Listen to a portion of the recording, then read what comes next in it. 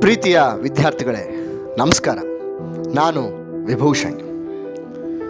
ಕನಸು, ಡ್ರೀಮ್ಸ್ ಅಂತಾರಲ್ಲ, ಅದ್ರ ಬಗ್ಗೆ ಸ್ವಲ್ಪ ಮಾತಾಡೋಣ, ಬರ್ತೀರಾ? ವಿದ್ಯಾರ್ಥಿಗಳಿಗಾದ ನಿಮ್ಮೆಲ್ರಿಗೂ ಕೂಡ ಹಲವಾರು ಕನಸುಗಳಿವೆ, ಹೌದಲ್ವಾ? ನಾನು IAS ಆಫೀಸರ್ ಆಗಬೇಕು, ಅಸಿಸ್ಟೆಂಟ್ ಕಮಿಷನರ್ ಆಗಬೇಕು, ಪೊಲೀಸ್ ಸಬ್ ಇನ್ಸ್ಪೆಕ್ಟರ್ ಆಗಬೇಕು, ಸಮಾಜದಲ್ಲಿ ಒಳ್ಳೆ ಹೆಸರು ಮಾಡಬೇಕು, ಹೀಗೆ ಹಲವಾರು. ಪರ್ಫೆಕ್ಟ್. ನಿಮ್ಮೆಲ್ಲ ಕನಸುಗಳು ಪರ್ಫೆಕ್ಟ್. ಇಲ್ಲೊಬ್ಬ ನಮ್ಮ ವಿದ್ಯಾರ್ಥಿ ಕೇಳ್ತಾನೆ, ಸರ್ ಅದೆಲ್ಲ ಬಿಡಿ ಸರ್, ಓದಿ ಯಾರು ಉದ್ಧಾರ ಆಗಿದ್ದಾನೆ, ದುಡ್ಡು ಮಾಡೋದು ಹೇಗೆ ಹೇಳಿ ಸರ್? ನಾನು ಒಂದು ದೊಡ್ಡ ಮನೆ ಕಟ್ಟಿಸ್ಬೇಕು, ಕಾರ್ ತಗೋಬೇಕು, ತಂದೆ ತಾಯಿನ ಅಕ್ಕ ತಮ್ಮಂದನ್ನು ಚೆನ್ನಾಗಿ ನೋಡ್ಕೋಬೇಕು, ಶ್ರೀಮಂತನಾಗಬೇಕು, ಅದ್ರ ಬಗ್ಗೆ ಸ್ವಲ್ಪ ಹೇಳಿ ಸರ್ ಅಂತಾನೆ.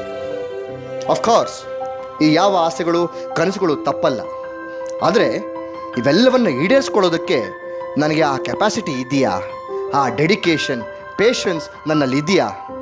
ಈ ಪ್ರಶ್ನೆಗಳನ್ನು ನೀವೇ ಕೇಳ್ಕೋಬೇಕು. ಡಿಯರ್ ಫ್ರೆಂಡ್ಸ್, ಪ್ರತಿಯೊಬ್ಬರಲ್ಲೂ ಒಂದೊಂದು ಕೆಪಾಸಿಟಿ ಅಂತ ಇರುತ್ತೆ.